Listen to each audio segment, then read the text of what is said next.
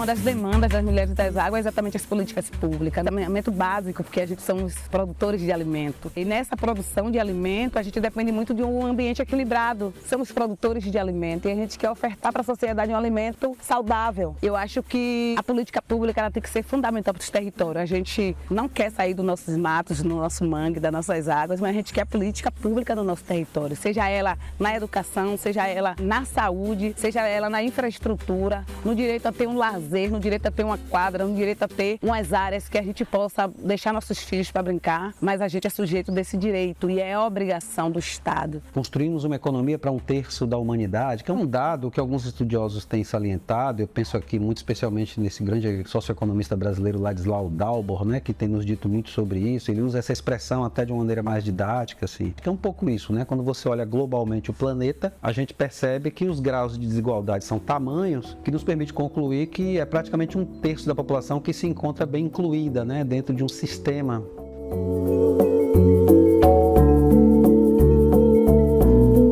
Quando a gente tem a implementação de um grande empreendimento econômico, além dos empregos que vão ser gerados por aquele grande empreendimento econômico, a gente também deveria se perguntar quantos empregos, quantos trabalhos, quanto que a gente vai perder em termos de geração de trabalho e renda, porque essa redinamização do território pode fazer com que determinados grupos tenham perdas nos seus processos produtivos. Então, a mitigação de impacto cabe a ela pensar mecanismos de geração de trabalho e renda para esses grupos, reduzir os impactos, de evitar. Esse é o papel da mitigação. Então, essa é uma dimensão importante. A segunda dimensão está no sentido também de que empreendimentos modificadores do ambiente, né, ao desestruturarem determinados territórios, desestruturam, né, povos e comunidades tradicionais que vivem nesses territórios. E aí a geração de trabalho e renda, o incentivo à sociobiodiversidade ou atividades econômicas, ela é um mecanismo de inserção, de manutenção dessas comunidades em seus territórios, né? Então ela é sim um mecanismo de resistência que busca promover a segurança territorial ou a permanência dessas atividades no território. Então a mitigação de impacto ela tem uma outra dimensão que não é de reestruturar processos desestruturados, mas sim de possibilitar a permanência dessas comunidades em seus territórios, né? De contribuir para a permanência dessas comunidades em seus territórios. Segundo maior impacto é na qualidade do ambiente, que reduz a produção que ele tinha, reduz a capacidade produtiva que ele tinha. E reduz muitas vezes, não é porque passa a ser inserido algo que para o território como um todo vai agregar valor. Muitas vezes ele é reduzido ali e é reduzido geral para todo mundo. A poluição vem e não agrega produto para ninguém. Ou seja, um território deixa de ser produtivo. Você vai à Ilha de Maré amanhã, tem uma tese, né, sobre a Ilha de Maré, da geografia, que descreve como era a vida da Ilha de Maré antes do petróleo, antes da década de 50. Quando chega o petróleo, chega o porto, chega a indústria, no entorno, ou seja, não chegou dentro da Ilha de Maré, chegou no entorno. Já houveram muitas tentativas de retirada, de remoção das comunidades lá. Vira e mexe, passam alguns anos e aí aparece algum promotor dizendo para solucionar o problema diante da poluição crônica, das doenças crônicas e tal que a gente observa, a gente recomenda que a comunidade seja realocada em algum loteamento fora da Ilha de Maré, porque o ambiente em Ilha de Maré está inadequado. Sim, eles vão viver de quê? 10 mil pescadores vão fazer o quê? Né? As estatísticas são bem complicadas porque muita gente tem que se declarar não de Ilha de Maré para poder receber hospital e atendimento médico e de educação. Porque Ilha de Maré está mais perto de Candeias do que de Salvador. Salvador não oferece nada, oferece muita dificuldade. E para eles serem atendidos em Candeias, eles precisam se declarar como moradores de Candeias. Então eles moram em Ilha de Maré, mas terminam, para as estatísticas, aparecendo o endereço de algum familiar deles em Candeias, no continente, ou em Salvador. Nós vamos também terminar fazendo. Então, aparecer realmente esse número é complicado. Então, essa estimativa, em torno de 10 mil, a estimativa das comunidades, nos levantamentos deles lá. Então, assim, vai realocar esse pessoal? Não dá.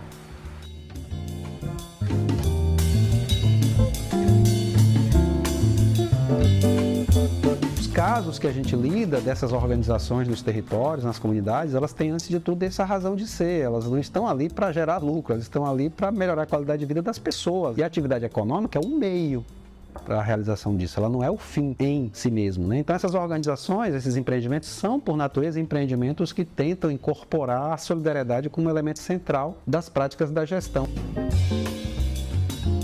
Empreendimentos de economia solidária utilizam da autogestão como uma forma para gerir essas atividades.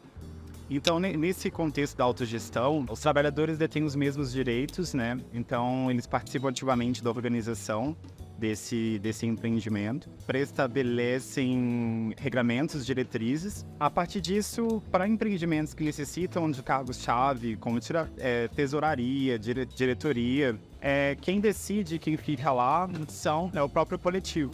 Então, se alguma dessas pessoas não conseguirem, por algum motivo, né, cumprir com essas diretrizes, o próprio coletivo, né, se organiza para poder colocar uma outra pessoa no lugar. Diferentemente dos empreendimentos heterogestionários, né, impactantes, onde os meios de produção eles não são socializados, onde os trabalhadores não têm essa voz. Na verdade, essas pessoas, esses cargos-chave, que dão as ordens, né, e muitas das vezes os trabalhadores acabam ficando refém disso e não é socializado também os bônus, né? Muitas das vezes os ônus, mas os bônus eles não são socializados entre os trabalhadores.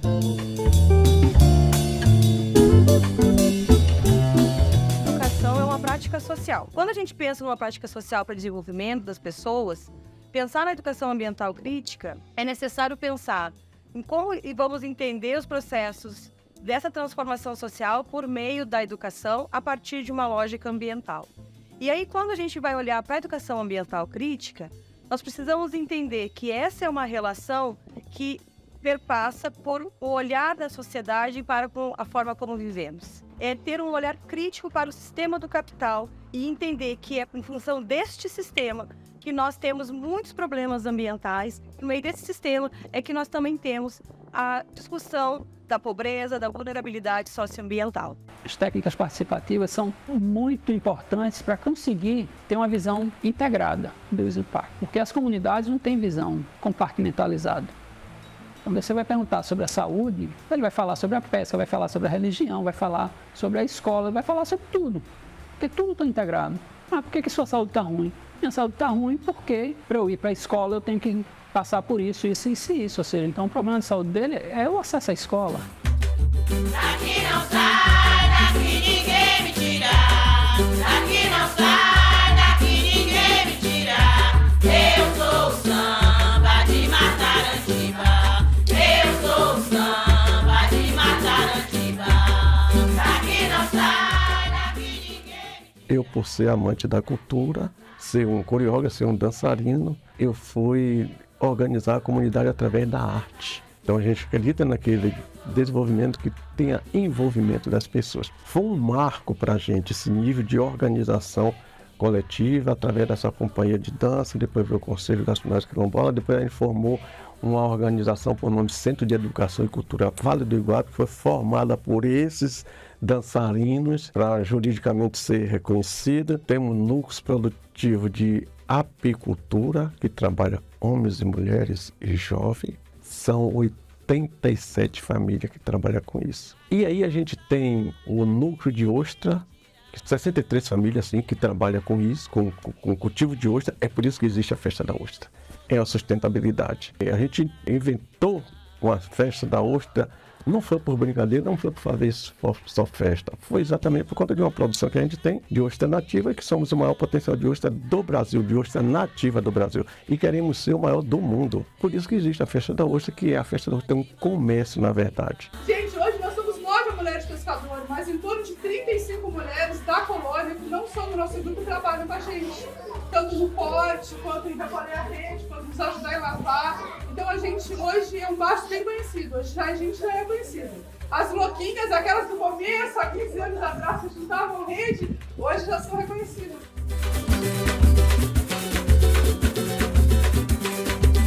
verdade, o Viver Tour, no caso com relação a Veracruz, e até no turismo comunitário mesmo, ele é um empreendimento que é como uma referência, assim, sabe? Então a gente participa de fórum, já participou do fórum aqui em Taparica, de turismo convencional, mas a gente foi como turismo comunitário. A gente já participou de um seminário de turismo comunitário também, internacional, oferecido pela UFLA, e tem uma relevância bem legal, assim.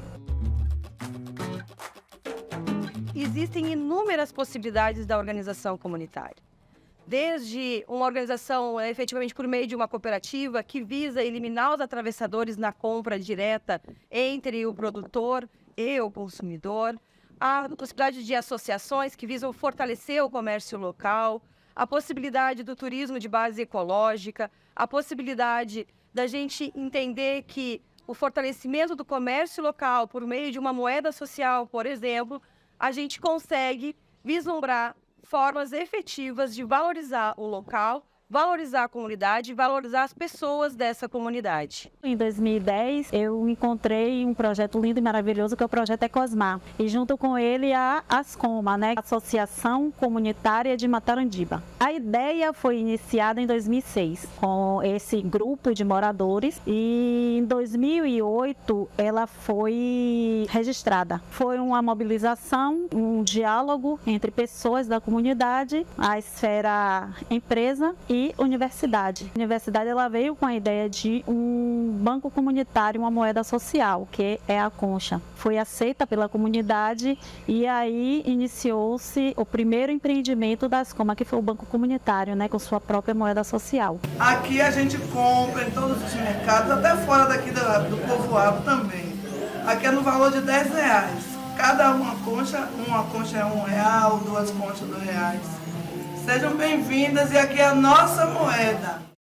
Assim, é apenas uma comunidade consciente sobre seus problemas e com uma visão muito clara sobre como resolvê-los, que consegue gerar, né, vamos dizer assim, um empreendedorismo que seja de fato coerente com princípios e valores da economia solidária, né? Nós tivemos curso de bolo, nós tivemos curso de salgados, nós tivemos aqui uma porção de coisas que passou aqui e nós participamos. As que queriam, porque tem algumas que tem um filho pequeno, não posso, a outra o horário não cabe, entendeu? Mas aí a gente sempre tá, quando pode, a gente vai juntas. Reuniões aqui também. Muitas mulheres, tem muitas delas, que hoje têm os seus próprios negócios. Umas trabalham com óleo de coco, outras trabalham com salgado, outras são artesã.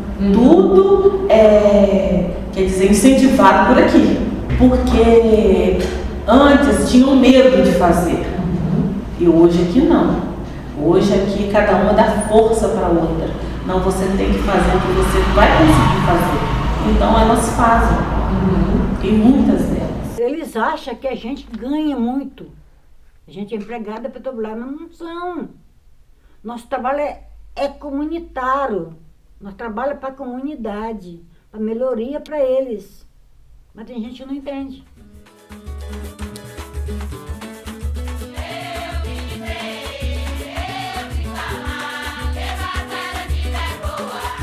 A organização por meio dos empreendimentos de geração de trabalho e renda, eles possibilitam a participação, não só nas tomadas de decisão dos empreendimentos, mas também para fora dos empreendimentos e que se espraia por toda a sua comunidade. O fortalecimento desses empreendimentos nas comunidades fortalece a comunidade e vice-versa. Essa comunidade fortalecida também fortalece os empreendimentos. Então, quando a gente vai entender como está estruturado esses empreendimentos na zona costeira brasileira, a gente vai verificar que eles têm uma forte relação com a sua comunidade. Então, a gente tem desde empreendimentos no Nordeste, no Sul, no Sudeste, e aí a gente vai vendo empreendimentos que são voltados para a organização por meio de cooperativas, por meio de associações, ou quer seja mesmo uma organização comunitária de bairro, nos comércios locais, que vão possibilitando essa fixação das pessoas, dos jovens, das mulheres, nas suas comunidades e possibilitando ainda uma construção coletiva. A gente tem acesso a algumas políticas públicas, né? Normalmente, que nem agora quando você chegar, a gente conversou, a gente participa muito dessas reuniões, que é onde estão com um projeto, agora mesmo a gente está no debate das eólicas, né, que pode prejudicar o setor pesqueiro. A gente participa, a gente é um conjunto, porque a gente, embora sendo colônia aqui em Santa Isabel, a gente se junta também com as outras colônias, a gente pega a causa das outras colônias, porque tudo é um grupo, tudo é um elo. Embora que as nossas lagoas sejam diferentes, Patos e Mirim, né? Mas assim, se eu prejudicar Patos, a Mirim vai ser prejudicada, então a gente tem que pensar no conjunto. E da mesma forma que um mercado ou um chamado setor privado da economia ganhou força porque nasceu, cresceu e se desenvolveu com apoio público, isto é, com políticas públicas, sejam elas políticas industriais, qualquer que seja, é importante pensar o valor das políticas públicas para a economia solidária. A economia solidária também precisa desse suporte de investimentos para poder justamente alavancar. O nosso trabalho aqui é bem coletivo na vila. A gente trabalha em torno de 160 pescadores, né? Temos um trabalho conjunto também ali com a cooperativa de troca de informações, troca de documentações, né? Eles nos amparam bastante, como a gente ampara eles em alguns pontos, que no caso a gente é um conjunto, a gente é um grupo dentro de uma comunidade que trabalha unido. Tudo que a gente faz tem uma relação de estar junto, próximo, ou seja ele no núcleo familiar, ou seja ele no núcleo da comunidade.